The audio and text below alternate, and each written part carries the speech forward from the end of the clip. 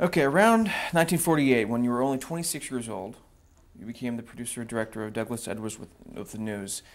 Describe the show, describe the challenges of putting together a nightly live broadcast. And it's important to say live because at that point there was no videotape.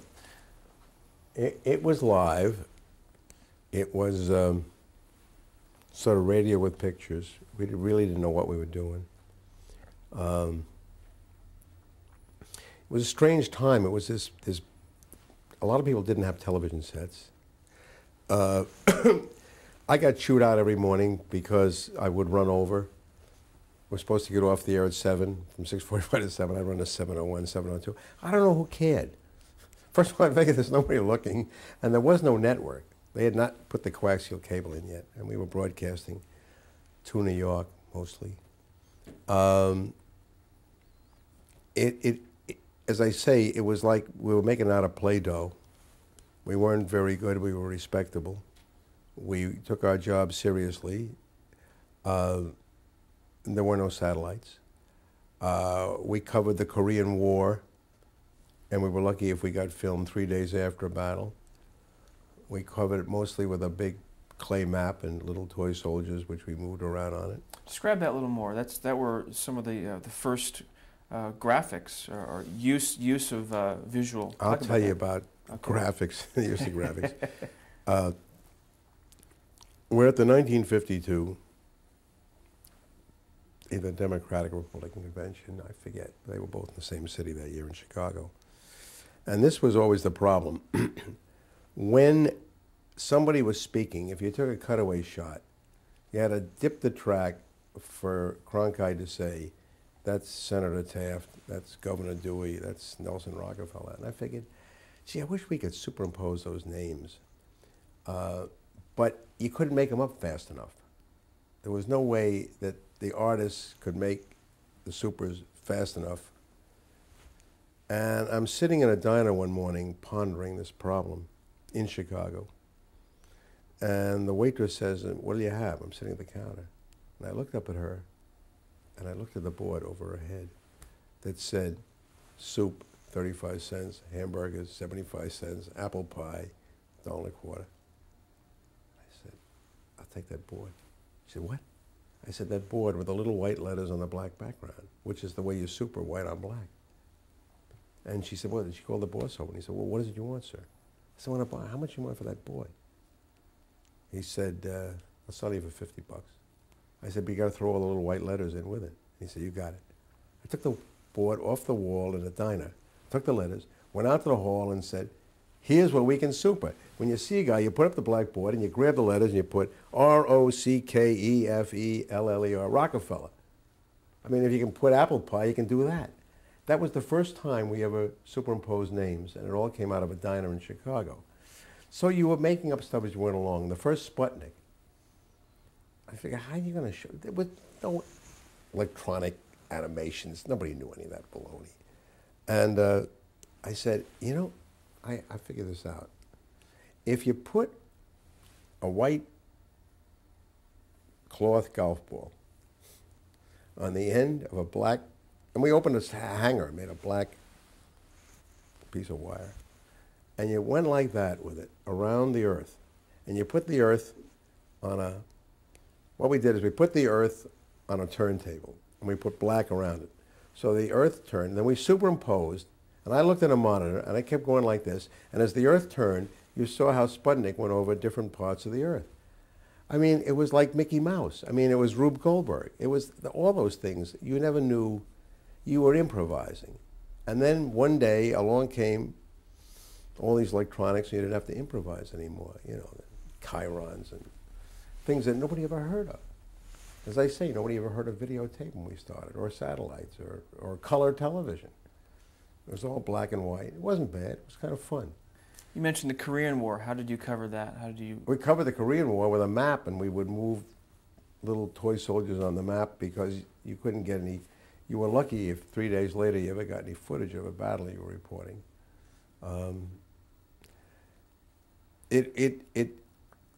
I started to tell you something that I'm trying to think about. Oh yeah, not only we were so happy that the picture, no matter how snowy or bad it was, first of all, in those days, television reception wasn't all that good. So they said, okay, someday we'll be able to wire up the whole country and everybody will be on cable. I said, right away, that's stupid. You're not going to wire up the whole country. You're lucky you got telephone lines into people's houses.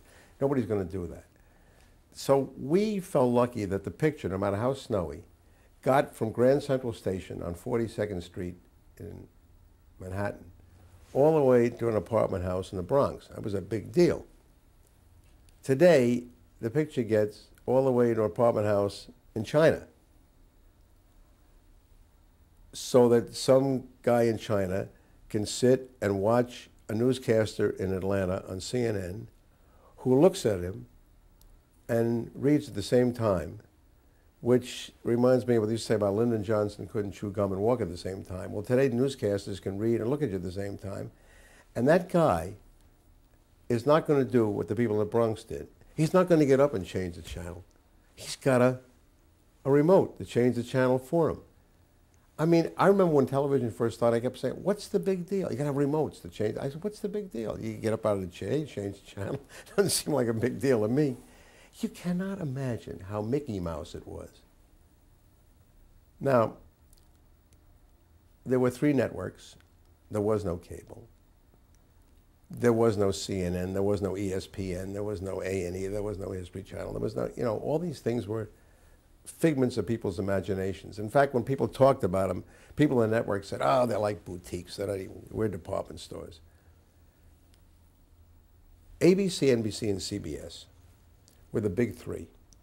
Just like General Motors, Ford, and Chrysler were the big 3 in Detroit. Neither one of us had a good enough rearview mirror to see what was coming up behind us. Detroit never saw the Toyotas and the Acura Legends and the BMWs that were coming up on the outside. And television never saw the ESPNs and the A&Es and the CNNs and cable. And they were also so secure in the fact that there were 3 coaxial cables, one owned by CBS, one owned by ABC, one owned by NBC, or rented by them, I don't remember which. And if you wanted to go anywhere, you had to go on their railroad tracks, or you didn't go. That's the only way you got from here to there, was on a railroad track called a coaxial cable, which always reminds me of that great story. Ed Wynn, who was a great comic, once said, if the coaxial cable is round, how come the picture comes out square? So there were those days when the networks were so full of themselves, they just never believed, as Ford, Chrysler, and General Motors were full of themselves, that anybody would ever challenge the fact that they dominated an industry. That's one of the things that changed. They went public. They were beholden to stockholders. They were no longer their own boss. And whatever it was that the Paleys and the Sonovs and Goldensons wanted from broadcasting, they had to make compromises. Paley, I would like to believe, made fewer compromises, but he paid them. It was a time when nobody ever heard of a news broadcast being a profit center. I'm not sure he would be so displeased that his principal newscast became, 60 Minutes became a profit center.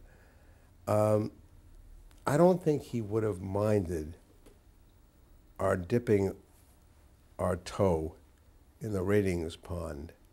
I think what would have dismayed him is the fact that too many broadcasts get all wet in the ratings pond. That becomes the end-all and be-all of what they do.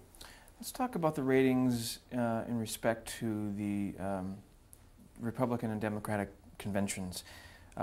Maybe starting in your first one, 48. 1952. 52. No, 48. 48, I went to the Democratic convention in Philadelphia. Well, they were both in Philadelphia.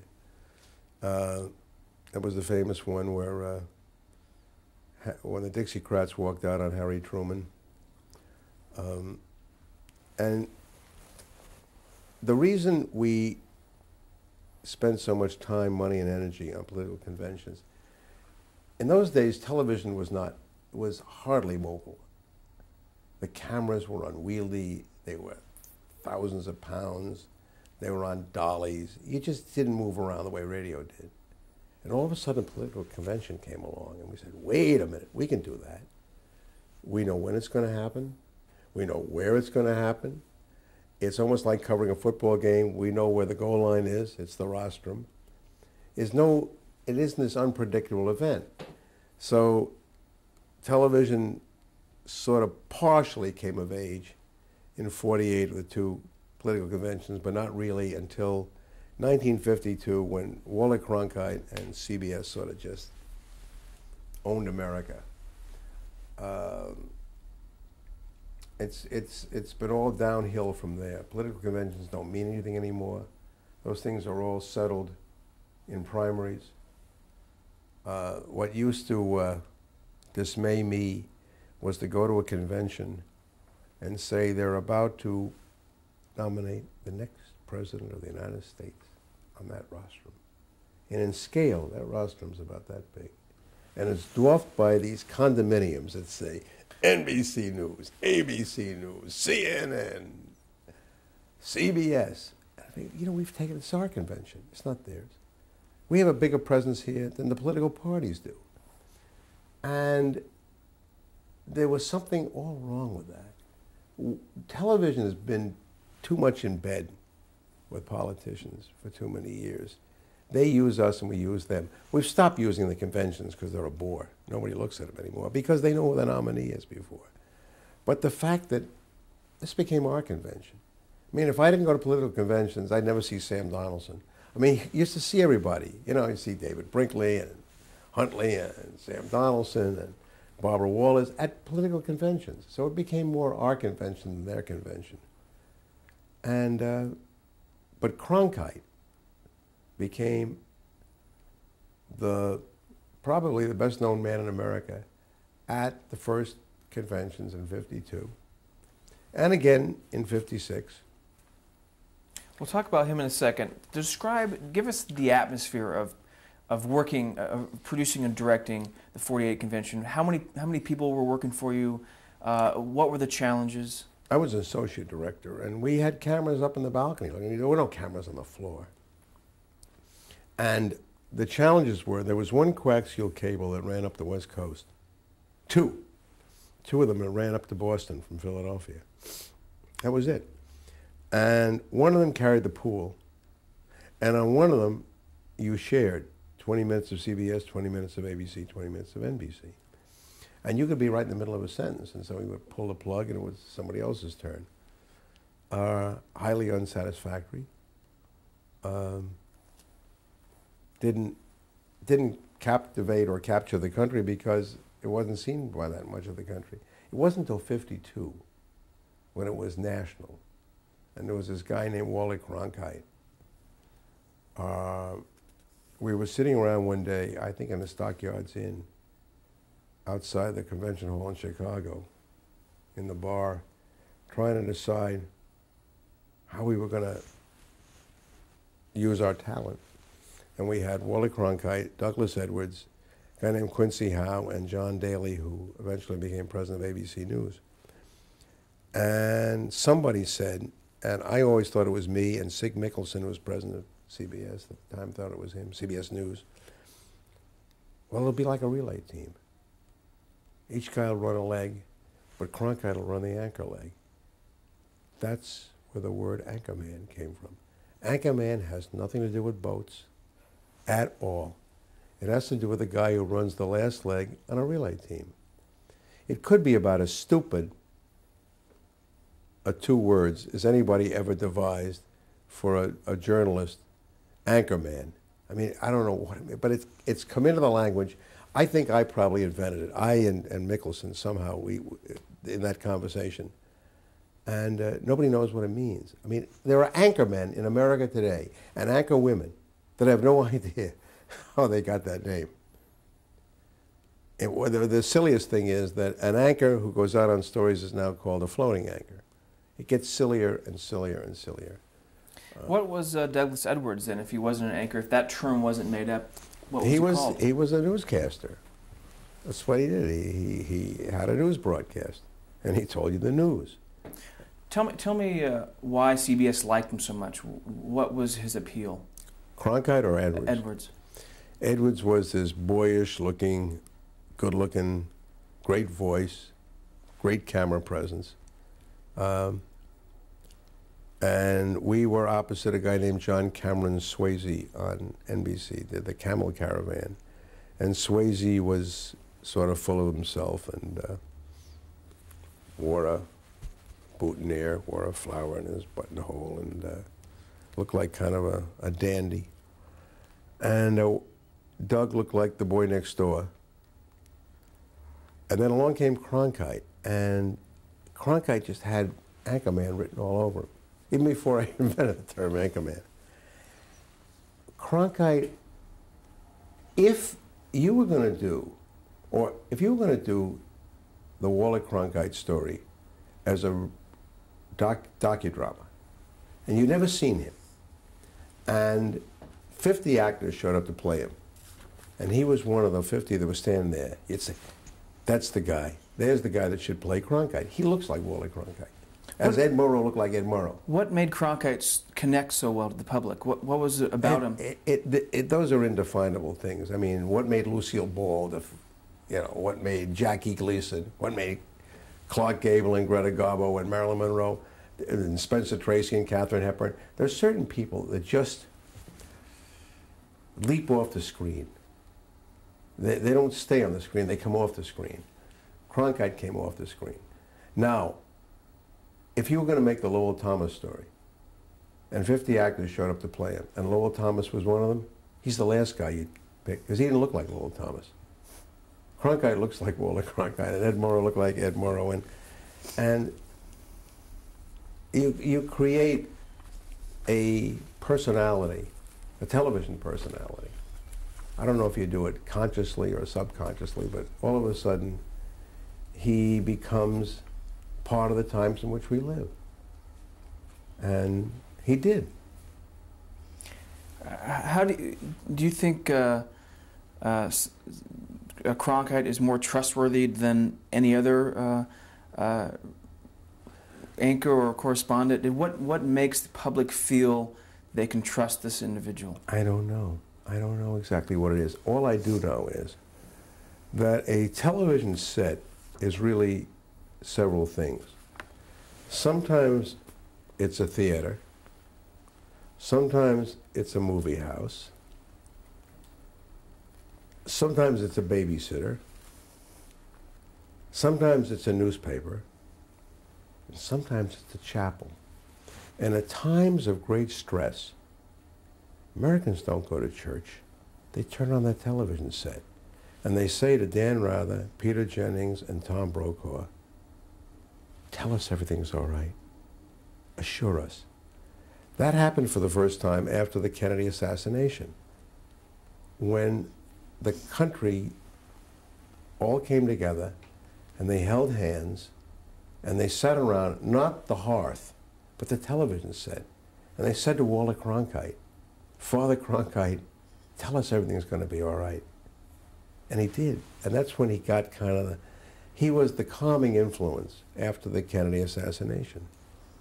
Today, when there are moments of, like in Oklahoma City, or Trade Center bombing, the country turns to Father Rather, Father Jennings, and Father Brokaw. Tell us we're all right. Their influence in America is being eroded by CNN, which is wonderful. Once I was speaking up at Harvard, and Mike Deaver was up there, who was big in the Reagan White House. And one of the kids said, Mr. Deaver, tell us what happens when a crisis breaks out in the world. What happens at the White House? And he said, we turn on CNN. And it becomes, the whole world does that. If right now you heard, guess what, my airplane just hit that, we'd all run and turn on CNN. We all do that. The networks are getting a little better, getting on the air faster, but CNN has been a public service. Certainly talking about influence. Let's talk about Father Edward R. Murrow and his influence in See It Now show on early news. Well, I did the famous Joe McCarthy show with Murrow. What year was that? I don't recall. I think it was in the 50s. I know it was in the 50s. Right. Maybe 54, 55 in there somewhere. Well, I'm not sure, so I don't want to. Murrow decided to take on Joe McCarthy, who was scaring the bejesus out of everybody in America, and did it so skillfully that when it was over, Joe McCarthy was no longer a menace. One of the great nights I remember is going to Sardi's restaurant in New York with Murrow and walking in after the Joe McCarthy thing. The whole restaurant stood up. There was standing applause. Murrow was a complicated man. You never knew whether Ed would ignore you or throw his arms around you or say, let's go have a drink or let's go to dinner or get lost. I mean, I was never very close to Murrow. I worked with Murrow a lot. But I was never, I don't know anybody except maybe Fred Friendly, whoever. I don't even think Severide and Collingwood and those guys ever got all that close to Murrow. What kind of influence specifically did Murrow have on news? Well, Murrow was the embodiment of integrity. Murrow was the one who wouldn't take any shortcuts. Of course, there are those who say when he started doing person-to-person, which was celebrity interviews, he compromised himself badly. Well, I know why he did it. He did it to make money because he wasn't making any money in the news division. And he needed money for his family. And he had this, there were two Murrows. John Cosby of the Herald Tribune once coined a wonderful phrase. He called it high Murrow and low Murrow. High Murrow was See It Now, which dealt with lofty intellectual and political issues, and person-to-person, which was low Murrow, was celebrity interviews. You know, it was like looking at Marilyn Monroe's closet. And I remember Murrow and I were coming back from Paris. I had been at Grace Kelly's wedding, and he'd been in Algeria, I guess, doing something important. And I was doing something frivolous.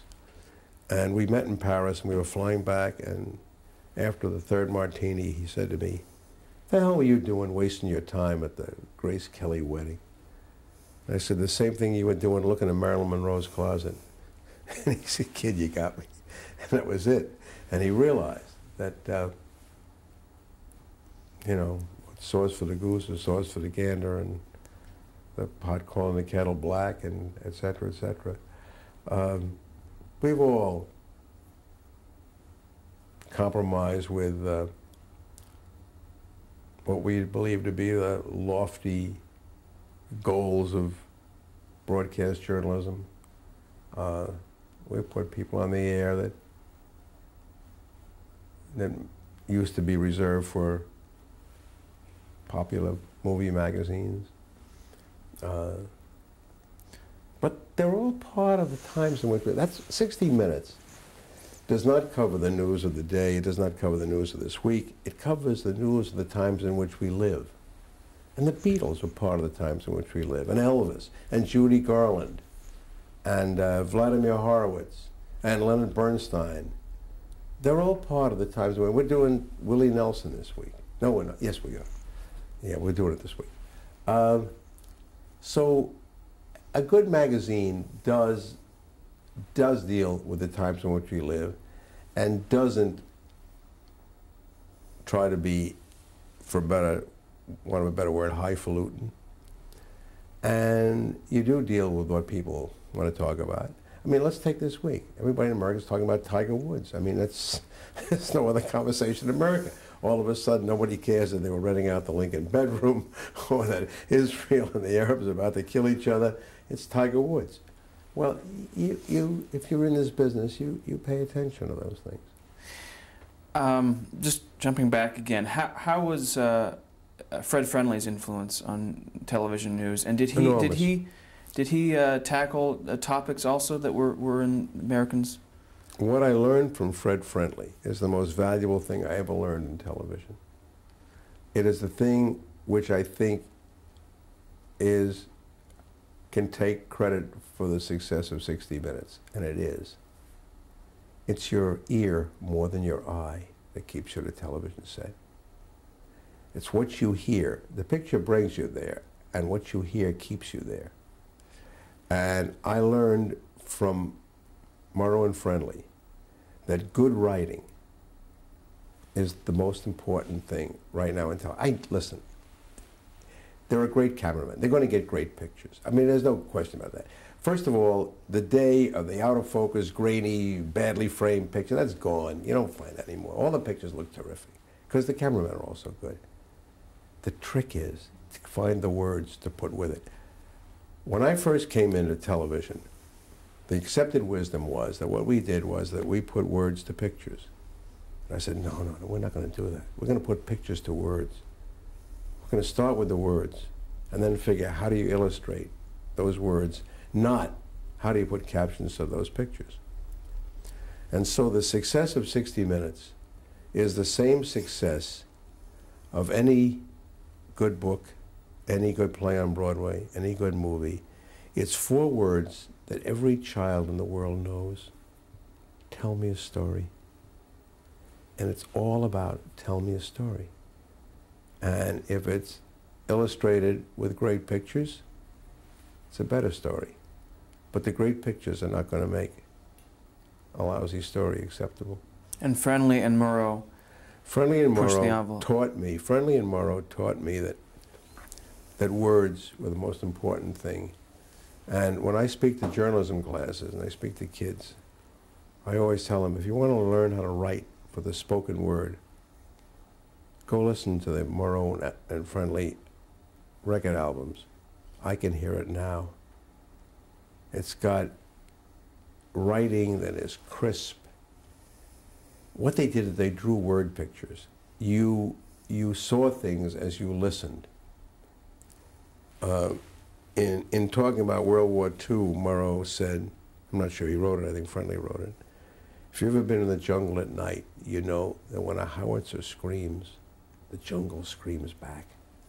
You figure, that's kind of writing that, and that's why I am such a fan of the Charlie Carrolls, the Eric Severides, Steve Croft of CBS Writes Like a Dream, 60 Minutes, Morley Safer.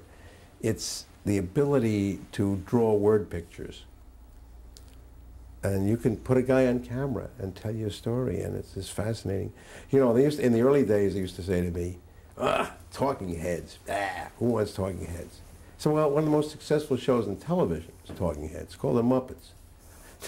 Built their reputation on talking heads. And I used to say, you want something visual? You tell me something more visual than Katharine Hepburn's talking head.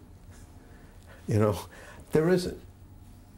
And great conversations and great talking heads. And now we're beginning to see the rest of television is catching up. I mean, that's how MSNBC and CNN, they're all making their reputation now on conversation and talking heads. And as I say, the cameramen are so good, you don't have to worry about them. You got to worry about the wordsmiths. The picture smiths do their job very well. Talking about the talking heads, back in 1960, you produced and directed television's very first face-to-face presidential debate. Tell me about that. Well, when that debate was over, I realized that we didn't have to wait for an election day. We just elected a president. It all happened on television. Why? Because Kennedy all of a sudden went from the obscure senator from Massachusetts into the national spotlight. I'm not sure that's good. I'm not sure that's not bad. I don't think you ought to pick your presidents by who is the best television performer. There's something wrong with that. That's always worried me. Great television performers don't necessarily make good presidents. And yet that's how we pick them now. We have these televised debates, which I started. And it's a little like Atlantic City when you pick Miss America. you're going to pick Mr. America. And I'm not sure that's the way you should do it. Whose decision was it to televise the debates? Frank Stanton's idea, who was then president of CBS. Marvelous man. I mean, one of the giants. Still alive, so great. And he picked me to produce and direct them. And I went out to Chicago and I met with Jack Kennedy and talked a lot about what we were going to do. He was interested. Never saw Dick Nixon before he arrived there that night. And as soon as we changed tape, I'll tell you what happened there that night. Perfect. Thank you.